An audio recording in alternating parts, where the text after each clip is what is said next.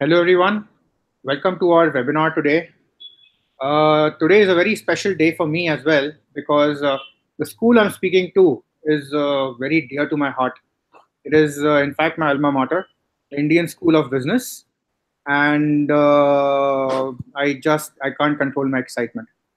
But before I get started on that, just a little bit of introduction about ReachIvy and myself.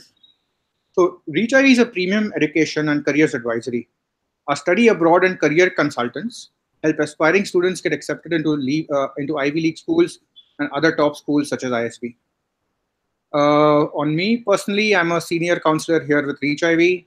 I have a background in technology and worked for various technology companies in Silicon Valley and in India, companies such as Salesforce.com, Nvidia, eBay, Quicker, etc.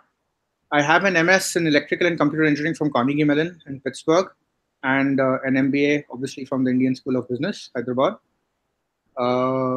Without much ado, over to you, Aritro. Thank you, Madhav. So small introduction, I'm Aritro Bhattacharyya. I'm the program manager for the PGP Max program at ISB currently.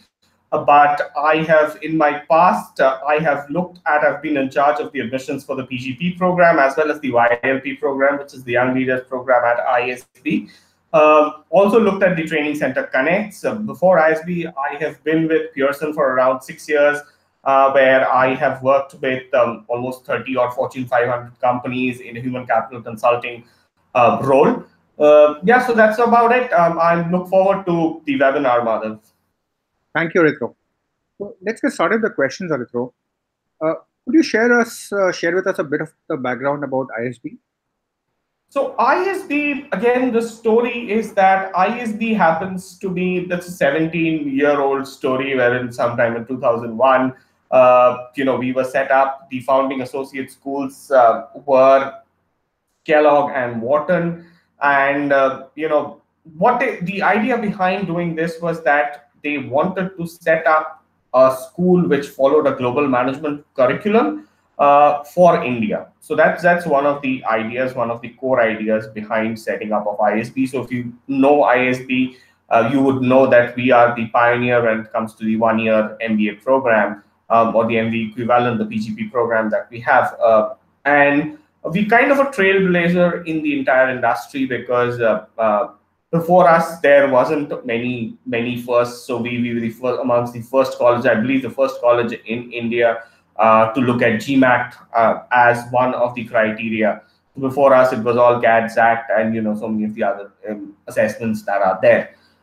So that's what. And then during the course of setting it up, later on we were joined by London School of Business, Fletcher, and MIT Sloan. So if you look at ISB's history, we've been set up by some of the top colleges in the world, and we truly believe in teaching people a global management program. During the course of this time, some 5-6 years before, Mohali was set up, which is the second campus. Now, we truly believe that ISB is one school and two campuses.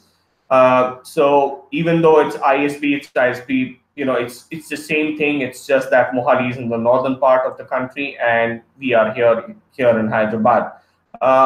Across it, it's the same program that's run, the same experience is given across to students. The same faculty come in and teach across both the campuses.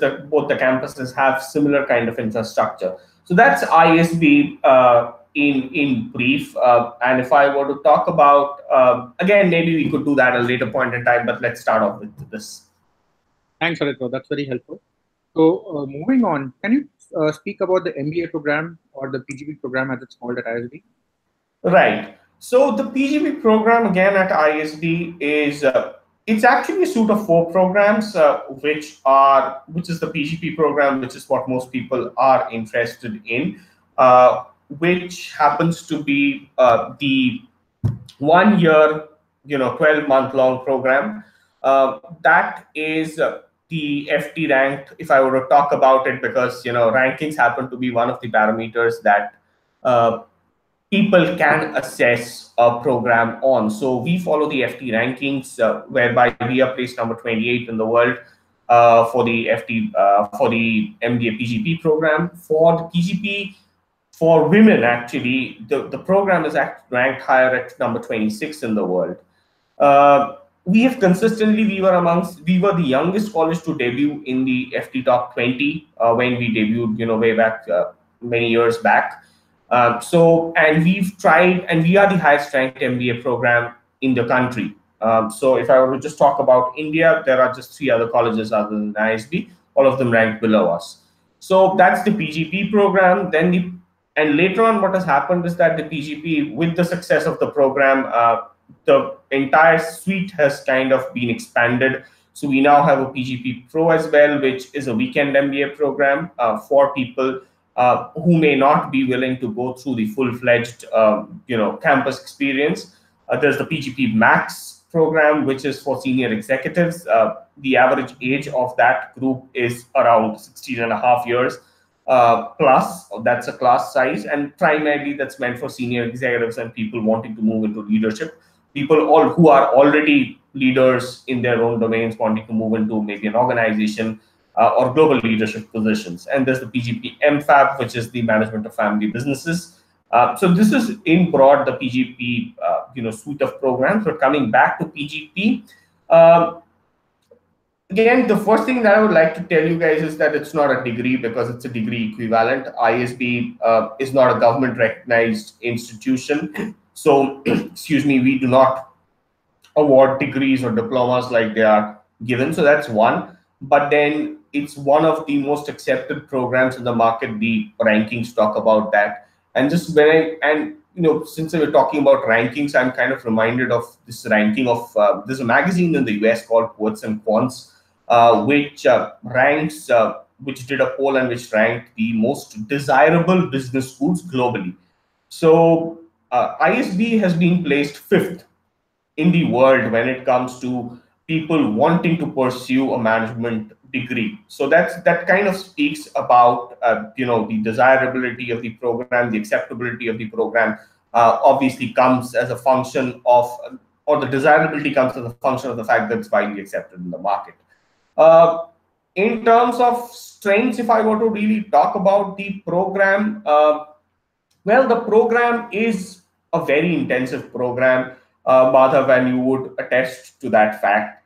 And people, what we are trying to do is we are trying to get people to understand and become better leaders.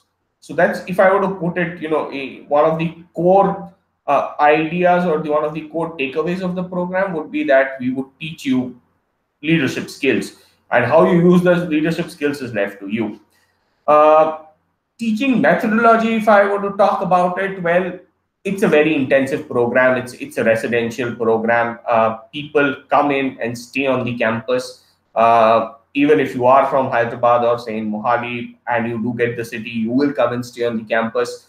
Classes are very hectic, Monday to Thursday classes, and on the other times that are there. So we firmly believe in a couple of things. One is the fact that learning just doesn't end over there in a class, because Monday to Thursday is what the classes are scheduled for. Rest of the times will be spent on things like your experiential learning programs, your case studies, group discussions, the study groups that you're part of. So all of that is there. So these are some of the unique things about the program. One other thing that kind of stands out about the PGP program, which I probably do not think any program in India, or for that matter, very few programs in the world will be able to offer, is the quality of the teachers. Now, and I'll explain this in this way. So most colleges, all leading colleges globally, the program that is being taught is being driven by the residential faculty. So at ISB, that is not the case. Now, at ISB, what happens is the residential, there is a pool of just about 50 residential faculty. The class size is somewhere around, we are about to hit 900, and that's going to be the intake this time as well, I believe. to run a program of like the PGP program, you need around 200 odd faculty. So the remaining 150, so 50 residential faculty are there, and the remaining faculty are actually international faculty who come in. And these are faculty who come in from the top colleges globally. And what it essentially means, the takeaway for students who are a part of the program, is the fact that you have exposure to some of the best teachers in the world who bring in worldview, who bring in their expertise from the best colleges globally by sitting here in India and paying an Indian fee. So just for example, you would have faculty from Wharton, you'll have faculty from Kellogg, etc. And if I were to talk about it, if you really need to go into one of these top colleges, you're going to be spending more than $125,000, $130,000. So that's a lot of money. If I were to talk about a return on investment that you have, imagine paying just about 35, 36 lakhs, which is around $50,000, and getting learnings from faculty all over the world. So that's something that's very unique about the PGP program. The other aspects that I could talk about is obviously the infrastructure. Everything it's a residential. Both the campuses are residential. Everything for you is taken care of. Housekeeping, laundry. All you have to do is come and study. If you're married, your family can come and stay with you on campus. Their needs are taken care of as well. Whatever you need is there. And the other part that's there, which most people tell us that they find very rewarding about ISB, is the fact that the alum network that's there. We now have about 9,500, 9,600 odd alumni spread across 59 countries in the world, of which, off the top of my head, I think around 450 of them are at CXO level positions already. 400 plus have started their own ventures. So you have access to a wide pool of alumni who are more like your family. They would help you out, and most people would attest to that, is that you can reach out to them for anything that you would want, and they will help you out. And these alumni could in future be, say, your investors, could be your partners, could be your next job, maybe your next client. You never know. So that's the kind of network that's there, and these people are ever helpful when it comes to you. So these are some of the biggest takeaways of the ISB program. And rest of it, there's so much that I could talk about, but then in the interest of time, I will finish the answer at least with this. Wow, that was so helpful, and it took me back in time. Thank you, Aritro. So moving on to the next question, there is a lot of curiosity amongst our students on what a classic day would be like in the MBA program at your school. Could you describe it for us? Madhav, you could probably help me out with this. You would know. Yeah, I'd probably give a biased answer from a student's perspective. It would involve a lot of partying, but I'll let you take the lead. Okay, so classes Monday to Thursday. The rest of the times you can party, right? I can attest to that. But on a serious note, I'll be honest with people over here. It's a very hectic program now, and I'll tell you, while I'll not talk about, I'll give you one statistic and not talk about the typical, and kind of touch upon what a day would be like. But a typical 2-year MBA program in India, which all the top colleges do, has something called 700, and the metric of the rigor or the amount of learning that goes is something called contact hours. Now, a 2-year MBA program in India typically has 730 contact hours, which is the amount of time that you spend in a class with the faculty. Now, ISB, the 12-month MBA program, has around 690 contact hours. So that's the first statistic for you. It's just 40 contact hours less, and a whole year less. How do we achieve that? We achieve that when there are no holidays per se. You don't have Dashera breaks, Puja breaks for a month, and all that. It's not there. What is also not there are no weekends, right? Even though classes are there from Monday to Thursday, people will have their assignments, people will have their case studies to discuss, group assignments, presentations. Then there are things like clubs that are there. So you can be a part of any clubs that you want, and people utilize the time that they spend with the clubs or the choice of their clubs while deciding on their career, their post-ISB career. So there are some 14 odd professional clubs that are there. So say you're a part of the marketing club, there would be so many events that are held. So you would be helping out with these. Now, all these clubs are actually run by students. They are not driven by faculty. They're not driven by the staff at the college. So you are going to be spending time on that. You are going to be spending time participating in events and conferences. So ISB takes part, students take part in multiple business competitions, case study competitions, etc., corporate level competitions. So you'll be participating in that. We also organize things like the Advaita ISB Leadership Summit, things like that, where you have people from government, you have people from academia, industry coming in, and these are flagship events. So you generally will, and these are all arranged, organized, run by students. So you are going to be participating in that. Then there's something called the ELP, the Experiential Learning Program. You basically are consulting. It's a live consulting project, which is given to ISB by a company, and the company pays good money to ISB to consult on that. Students actually participate, and this is not for credit course. You participate outside of your regular classes or your regular credits on this. But if you do well over there, there's a very good chance you may get a placement offer from the company that you're consulting for.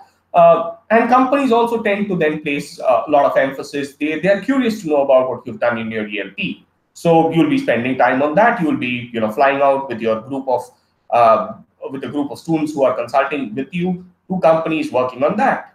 And yeah, so this is a typical day. You would probably not know when you would know the day starts at somewhere around 8 o'clock, but then I don't think there's a specific cutoff or an end time for students. It depends on what you guys are doing and the pressures that you are under. I know students study hard. They party hard as well. It's fun. I am in the Hyderabad campus. I know it's fun times, but then it's a lot of hard work and effort, and and the course is a very rigorous course. There's a lot of rigor in that, so you should be prepared to, I would say, sacrifice a lot of time for the program for those 12 months that are there. But most people and most alums that I speak to, most students that I speak to, tell me that this is one of the best years that they have spent, and it's a year that has really transformed them. So it's not something difficult, but it's very enjoyable if you were to be able to manage everything on the campus. But then most people aren't able to do everything, and neither do we advise people to be a part of everything. And that's a short, very long answer, but I just wanted to talk about what are some of the things that people could do, and I still haven't touched on many things that people do in the campus. Absolutely. And, I couldn't stop smiling for most of your answer because I was transported back in those days, but I'll move on. So, what are some of the facilities that are available to students who want to switch careers or want to pursue entrepreneurial interests while in the program? Okay, so switch careers, that's actually an interesting thing. Now, I understand that's one of the primary reasons, and thanks to the fact that I've been dealing with the PGP admissions, YLP admissions, now the PGP Max admissions. One of the very important factors that people want to do an MBA is the fact that they probably want to switch their career. They will move out from the current role that they are doing, from the current function that they are doing, and move it into something else. And doing an MBA is one of the best things, one of the best ways of achieving that, because it really it certifies you that you gain new skills and you can put those skills to use. So I just have a couple of statistics about the career switch. And I'm referring to the current batch that's just passed out in April this year. In that batch, almost 90% of the batch, or more than 90% of the batch, has done a industry shift or a function shift or both. So I have the numbers as well. I think around 16% of them managed to do an industry shift. Around 15% of them did a function shift, and 63% of the batch did both. So that's more than 90% of the batch managing to do that. So that's one, and that's possible through a planned approach to your, to the life that you spend or the time that you spend in the campus. Most of you would know, and I'm sure that there'll be questions around that in terms of what the application process and all. So if you are aware of what you want to do, if you have clarity, and which most of you will have, because that's we do select people with that, you would plan your life in the campus, those 12 months that you spend around that.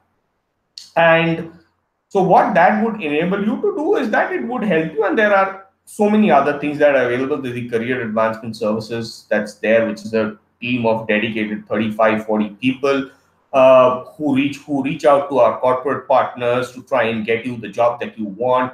SEAL sits with you, student engagement and applied learning sits with you, prepares you for getting placed, helps you, does assessments for you, helps you plan your next move. So there's so much that's going on at the back end to help you manage this. So that's one part of it. So most people are able to do this, and obviously the quality of students that have gone and the alums who are there, they also help the quality of them. They help in building this kind of confidence in the brand of ISB. Now, in terms of, if I were to talk about the entrepreneurs, well, ISB happens to be a college where, and I did put this stat out, that we already have 400 plus entrepreneurs who have passed out of ISB, the various PGP programs, and have set up their own ventures. They are actively supported by right now we actually have an incubator in campus called D Labs, and that's there in the Hyderabad campus. Mohali is getting its own incubator that should be up and running, AIC, the Atal Innovation Center. That should be up and running by the end of the year. So in between these two campuses, you have two incubators which will take you, wherein not only not only students from ISB, but companies outside ISB have also been incubated in them successfully. So you can utilize the expertise that we have received. People, and it kind of reminds me of also one of the electives, the PAEV, the Planning and Entrepreneurial Venture, which happens to be one of the most popular electives across campuses for students, even for people who are not planning to set something up. So it basically teaches you all the nuts and bolts about entrepreneurship, about setting up your own business. It has many practical aspects to it as well. So all of this is there. Then there is the centers of excellence that are there. There is the Center for Family Business that's there, which is there in Hyderabad, Center of Excellence. So they focus a lot on businesses, on family ventures, etc. So there's a lot of things that are going on in the campus. There's a lot of research that's happening. ISB also happens to be one of the college in India with the highest research output. So there is research that's happening across both the campuses through the centers of excellence and the institutes that are there. The 4 institutes that are there in Mohali, on public policy, Max Institute of Healthcare, Punj Lloyd Infrastructure, etc. So all of this actually leads into an ecosystem which provides a very active ground for people to move out and set up their own ventures.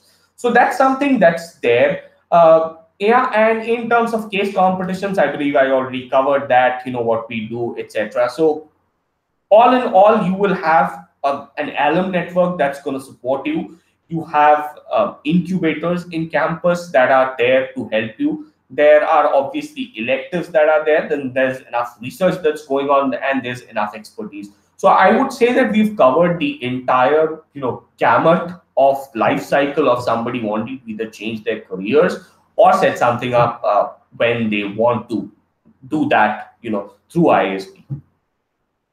Thanks, Aritro. That was very helpful. Moving on, can you share with us the specifics, statistics and things like that with regards to what you're looking in your incoming class? Okay, so well, the first thing that I would say is that we look for a good profile, and that's something that's very important. So ISB happens to be amongst the few schools, and I think we would be amongst the only schools in the country which would look at your profile holistically and then take a call. Because if you know regular programs in India, the first thing is that you don't pass an examination, no matter how good your profile is, you're not considered. So ISB works a little differently, and let me talk about some 6 or 7 aspects that we look at in a candidate. When I'm talking about a profile, that kind of make things easier for people to understand. Think of it as 6 broad buckets, and then there's a 7th bucket as well. The first bucket that we look for is your educational qualification, which includes your 10th, 12th, and graduation. So that's the first bucket. The second bucket that we look at is your professional qualifications, the kind of work that you are doing, whether you've received promotions or not, things like that. The third bucket that we look at is the extracurricular activities that you have had. Now, the fourth bucket that we look at is the Gmat or the GRE scores that you're bringing in. The fifth bucket that we look at is the essays. The sixth bucket that we look at is the letter of recommendation. So these are the 6 buckets that we primarily rely on while taking a call, whether to call somebody for an interview or not, which happens to be the 7th bucket. Now, whether you get selected for an interview or not is dependent on your performance in these 6 buckets. Whether you get a final call or not is dependent on the 7th bucket and your performance in the last 2 aspects of these 6 buckets, which is primarily the LOR and the essays. So you're primarily, the interviews focus on the LORs and the essays that you've written. And so finally, a call whether to take you or not is dependent on that. Now, if I were to talk about Gmat GRE scores, particulars about it. So Gmat GRE has equal weightage. So there is no additional weightage that is given for either of the examinations. Also, there is no cross conversion that happens. So the scores are not converted. If you've taken a GRE score, we do not convert your score into a Gmat and then report that. So I know many people think that that's something that happens at ISB. That doesn't happen. So both the scores are equal weightage. Average scores for Gmat for my last batch has been 710. For GRE, it's been 324. The score ranges also I can provide for the current batch, for the last batch that is just passed out. The minimum Gmat score was 600 with an excellent profile, and the highest score was 700, and I think it was 760. But the highest reject was also a 780. So we rejected someone with a score of 780. Why I'm saying that? That means that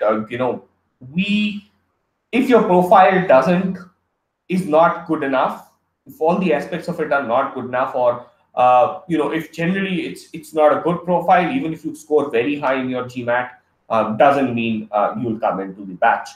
Similarly, for GRE, the minimum score has been 317 that we have taken in the last batch that's passed out, and the highest score has been 339. The highest reject has also been a 339 for GRE. Again, same logic. So basically, the profile is something that a lot of emphasis is put on. Having said that, there are people who have come in with brilliant profiles with a score of 300, 300 and maybe a 312, 313 in previous years. Again, it depends on the kind of scores that we get, but with very good profiles. So the other aspects of the profiles would have been very good, which kind of even if the bucket of the GRE or the Gmat bucket was a little lower, the other aspects of it were good. So if you're planning, when you're planning on your on the application, you should kind of look at your application from this perspective as well, and see that how can you give us a more rounded application. Uh, Women, well, we are very proud of the fact that we have around 34% of my current batch comprises of women. So that's amongst the highest. We are at international standards with the top colleges globally when it comes to having number of women in our campus. In terms of international students, we have in my current batch, I have 28 pure international passport holders, which translates to somewhere around 3-4% of the batch. We are working very actively on bringing this number up, and yeah, the number has been going up every year. So all in all, what you get is a very good mix of people. And another statistic, the final statistic that I'll give you, is that we have around 60% of engineers, remainder of them are non-engineers. So what we try and do is that we try and give you a set of people who will have very varied experiences, so that everybody benefits out of the knowledge that the other people bring in. So that's basically what the class profile is about, and that's how campuses are allocated. So at ISB, you do not have a choice of selecting your campus. We will allocate the campus, and you do not have a choice of selection of your study group. And that's also something that ISB will allocate to you. And the reason being that we want to have enough diversity in it so that you gain the most. Thank you, Aritro. That was very helpful. So, being able to pick the right program is very crucial, given the number of options available to students. At ReachIvy, we constantly face and meet a lot of these students who face a decision. So, who ideally should be applying for this program? So there's no ideal profile, honestly speaking, because it depends. Doing an MBA program of this kind is a function of two things. One is that you need to be convinced somebody who is going to be applying that this is the college for you, and the college will also have its criteria. So when it's a fit in both of these cases, we will call you. I mentioned it in my previous answers about some of the things that we look for. And if I were to just talk about some of the basic criteria that is there, well, you need to be a graduate in order to apply for the PGP program. So that's one. So, but then there is the YLP program, which is there, which is the Young Leaders program, which you can apply directly out of before you complete college, either in your pre-final or the final year. And then you can get a deferred admission into the PGP program after you complete your graduation and 20 months of work experience and a couple of other criteria that's there. So that's one. So if I were to just talk about PGP, you have two entry options. One is through the regular one, which is for somebody who's a graduate with 2 years of work experience.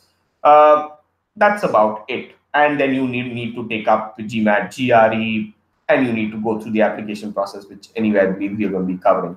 The rest of it, for an early entry option, well, you can start off with a 0 to 24 months of work experience. You need to be a graduate though, and you will get a deferred entry again. Once you complete your 24 months of work experience as of 31st March of the year in which you plan to come in, you will be allowed to join the PGP batch. So primarily, this is what we look for in terms of the other criteria, those 6 buckets that I spoke about just 5-10 minutes back. That's what we will look for broadly in all candidates, who want to come into the program. Fantastic. So you mentioned the application. So can you elaborate a little more about this year's application process? Yes. So one, announcement, we've already made that, but then I would just like to highlight that over here is that we have changed the cycles this time for ISB. So the application cycle for round 1 is preponed to 15th of September 2018, and round 2 deadline is 15th of December 2018. So that's something that we have done this time, and even though many students feel that it kind of came as a surprise for many people, but what you will find is that it kind of helps people, especially once in round 2, to get a smooth exit from their company. So that's something that I would like to bring over there. Now the application process is quite simple. It's an online application process. The application link is there on the ISB website. All you need to do is log in, and it's basically you need to give us your educational details that I spoke about. Transcripts, mark sheets, and all that. You need to give us your professional details, which is the current job that you have, the salary slips that you get, etc. We need to then also see the essays that you will write. So the essays, so primarily again, when the essays are written, the objective of your essay should be to tell us how unique you are, because that's something that you have complete control over. And students should also realize, or applicants should also realize, that there are certain aspects of their application which they can control, and there are certain aspects of the application which they cannot control. So you really cannot control what is there in your educational qualifications, because it's already done and dusted.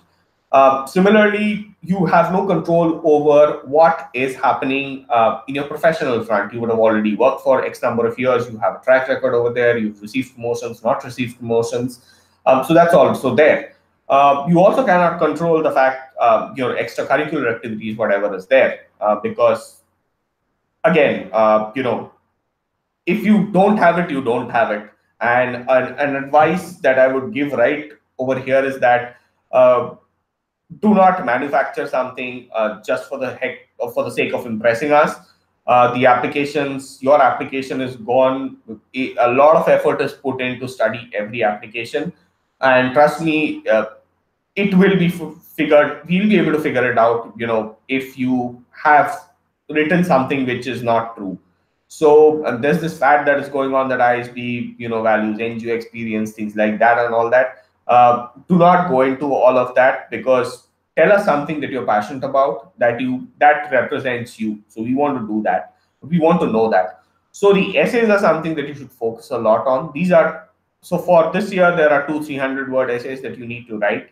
Topics are there on the application portal, but primarily essays are one. And if I were to talk about overarching themes of an essay, one is that we want to know more about you.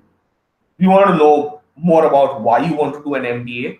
And the third thing is we want to know about why you want to do it from ISB. So these are overarching themes. These are mostly two-part essays. You will need to spend time on essays, and that's probably the aspect, where you will need to spend the maximum amount of time on.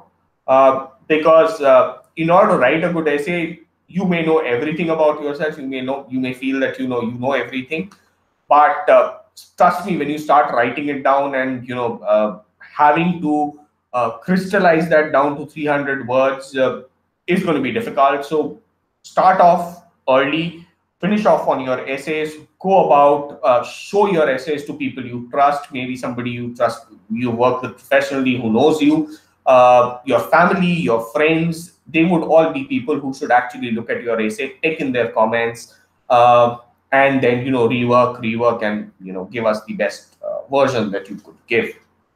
So that's also there. And the other part of the application is your Gmat. Well, you need to prepare for it, or GRE, take up whatever you want to prepare for it. We know it for a fact that Indians tend to prepare the most. We are amongst the highest when it comes to the number of hours put in for Gmat or GRE preparation. Do that. Scores I have already given you. We also look at the sub scores. So concentrate on all those areas. Overall score. That's the Gmat GRE parts. You can submit the unofficial scores to us as of the cutoff dates, as of 15 September or as of 15th of December. You can take the test up even on that date and submit an unofficial score to us, either for both the assessments, and then once we get your scores from either Pearson or ETS, and we'll take that into consideration. Final thing is the letter of recommendation. You need to choose a recommender with care. So a letter of recommendation is actually kind of a misnomer, because it's not a letter that they write. You basically choose somebody who, I would say, attests to the fact to the facts that you have tried to present us in the application form, in the essay that you have written. So these are in the form of, so you select that person and you send his or her email address to us, and we then reach out to him or her, and they have to fill an online form. It's kind of you think to say it's a form. So wherein they talk about some of your positives with examples of where you have shown it, your negatives, your weaknesses, etc., and they rate you on some scales that we are. So that's the evaluation. I mean, that's the letter of recommendation basically. So they send that over to us. So when you're choosing your recommender, ensure that you select someone who knows you professionally, in the sense that you have worked with him or her professionally. A fancy designation does not get you any brownie points. So for example, if you go to your managing director and get a letter of recommendation, it's not necessarily that it will carry any weight. It doesn't carry any weight.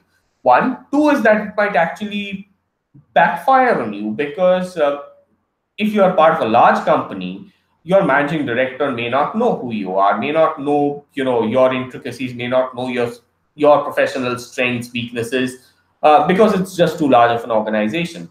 So there, the quality of the recommendation may then suffer. So go with someone. The best recommender is your manager.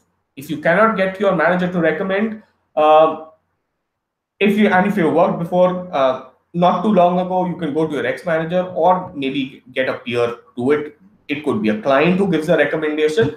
Recommendations are not accepted for family members and blood relations and relatives, so please don't reach out to them.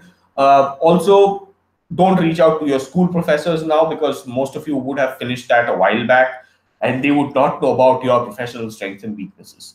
So that's basically the application process, and that's what you need to concentrate on. Concentrate a lot on the Gmat GRE part, on the essays, and on the letter of recommendation, because these are aspects which you really control, and you can really swing the match in your favor, or the application in your favor, by performing very well on these three counts.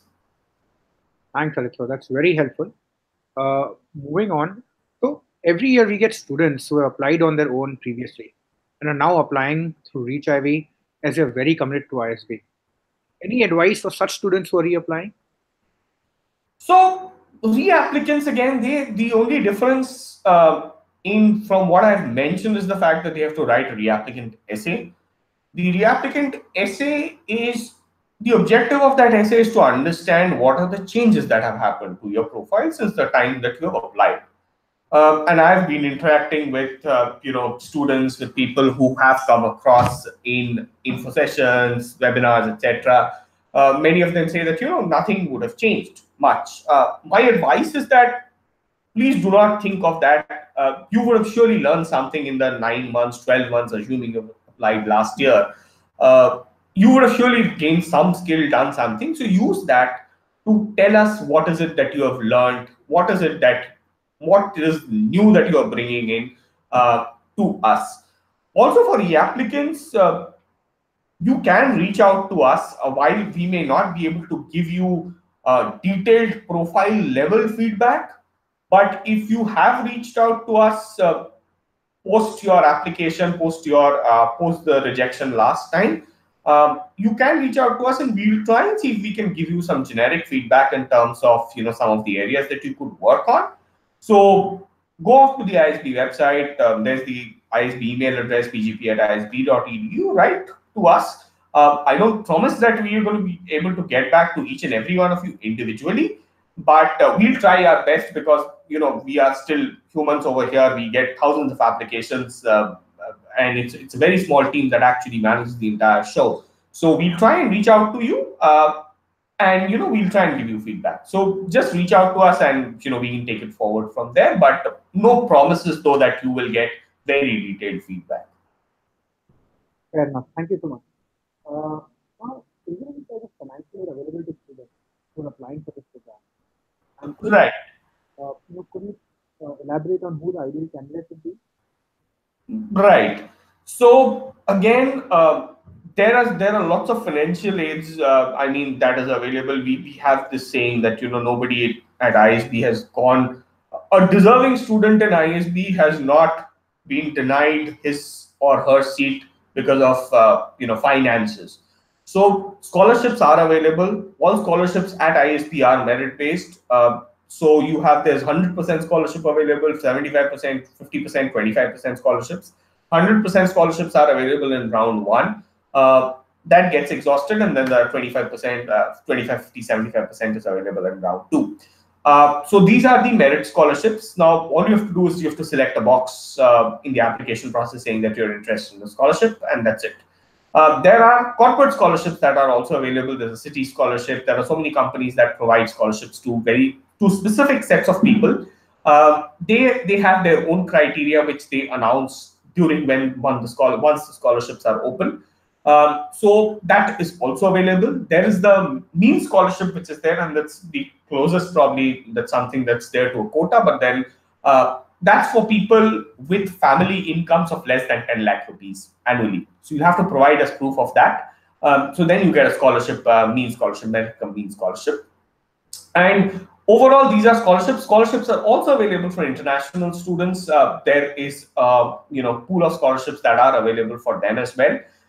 So that depends on what they are doing. There are also certain scholarships available for people of Indian origin who are based outside of India, who want to come back to India. So there is a lot of kinds of scholarships are available for ISB for deserving students. Again, ideal profile, it depends. Your performance across all the 6 buckets and your interviews will determine the quantum of scholarships that you get. International students, well, they have their criteria is also pretty much the same. The other thing is that the scholarships, when it comes to scholarships, well, almost 10 to 15% of the batch gets some sort of scholarship.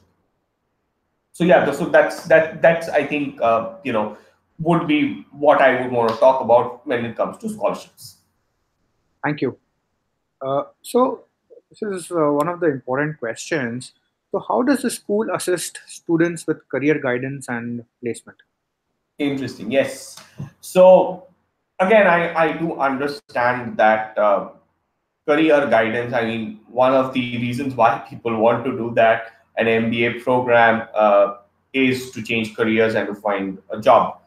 So ISB, when it comes to careers, etc., well, I'll give some statistics as well, which would kind of talk about it, and then also talk about what the career advancement team does, which we call CAS, does in ISB. So the placement statistics, and I'm kind of referring to the current batch placement statistics, while unfortunately this is a report. So ISB is very transparent in this. So all of you can go on and Google the ISB placement report, and what will give you access to is the entire gamut of placement services, what is it that happens, etc. Now, the current batch that has passed out, there were 848 students who were eligible for placements. Some of them dropped out. Some of them dropped out in the sense that they moved into entrepreneurship, etc. So they dropped out of the placement process. So out of these people, 848 students, 1,133 offers were given. So that's actually more than one offer per student. There were around 375 companies who participated in the placement process, and so there's the 2 statistics. So one is that in the FT rankings, ISB is second amongst the top 30 FT ranked schools in the world when it comes to salary growth. So last year, the average increase in average outgoing salary versus incoming salary was 164%. So these are just some small statistics that I have when it comes to placements, and who's and who of the world comes and hires from ISB. The majority of people from the last batch were placed in management consulting roles. Almost 24% of the batch was placed in management consulting roles. Then there was finance, sales and marketing. All of them were in double-digit numbers as well. So just top of the mind, some of the stats that I recall. So if you were to look at it, placements is not really a problem. International students, well, there were around 21 international companies who had come in, and they had provided I think more than 30 plus international offers, pure international offers were provided to the batch. So that's there, but then many people obviously also want to aspire to go outside once you do this.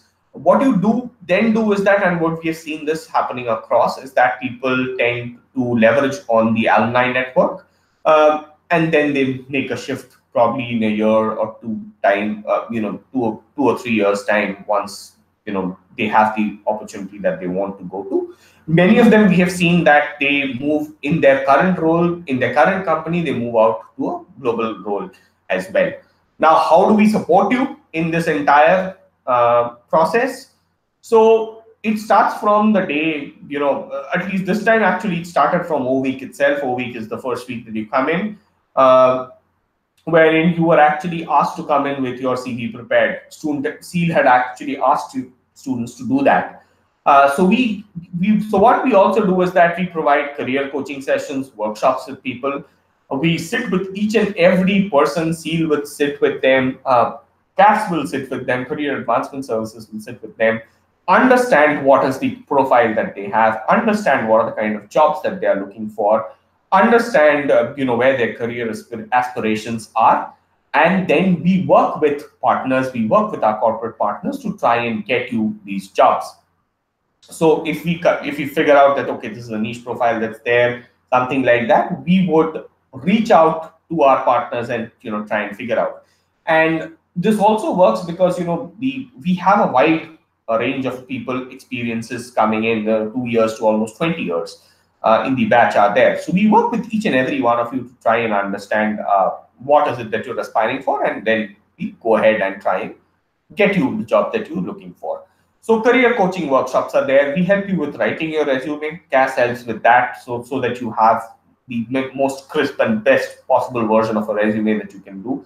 There are skill building sessions that happen, which focus on skills that could be something like communications, could be anything that you lack, which companies require. So we do that as well. We help people network. So if you tell us that I want to get placed in this company, we would try and see amongst our network how we can get you introduced to somebody from that company, or to get you introduced to the HR or hiring manager from that company. We obviously provide job search support as there. There's a lot of perspective building that's provided, wherein we talk about what the industry wants, and what is it that ISB can provide to do better. And then we also help you with your LinkedIn profile enhancement. So these are broadly some of the things that we do to help you prepare for your jobs. And also, while we are talking in terms of career placements, well, one small myth that I would like to bust is that ISB is one school and 2 campuses. The entire placement process is a unified placement process. Now, on placement day, the entire campus either flies into Mohali or to Hyderabad, and you get placed as ISB. So corporates are barred from asking which campus you are from, and you are also not allowed to reveal which campus you are from, which means that there's no difference between both the campuses. What I'm trying to tell you, if you were to look at your ID cards, if you look at any student ID cards, etc., doesn't mention any campus, doesn't mention Hyderabad or Mohali. So it happens in a unified manner, and so everybody has an equal chance to get placed in the company that they want to get placed in.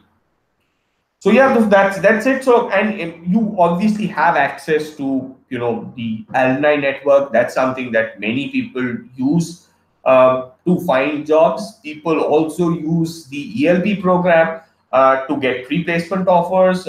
Many times companies provide provide, it actually is one of the best ways for you to get noticed. Even if you don't get a pre-placement offer, companies are really keen about knowing, what is it that you have done in your ELP if you have participated in it. So you use all these things and then you get placed. Sure, that was very helpful. Now, just to wrap this up, probably my favorite question.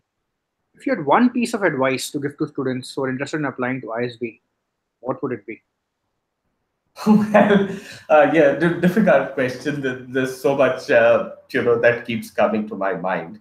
But the one piece of advice that I would give you is do a very deep dive in your profile.